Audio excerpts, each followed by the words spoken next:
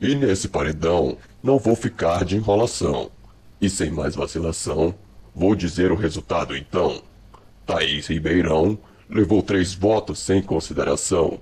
Sai da casa senão, vai levar um pescoção. Relaxa o cabeção, dançando com Renatão.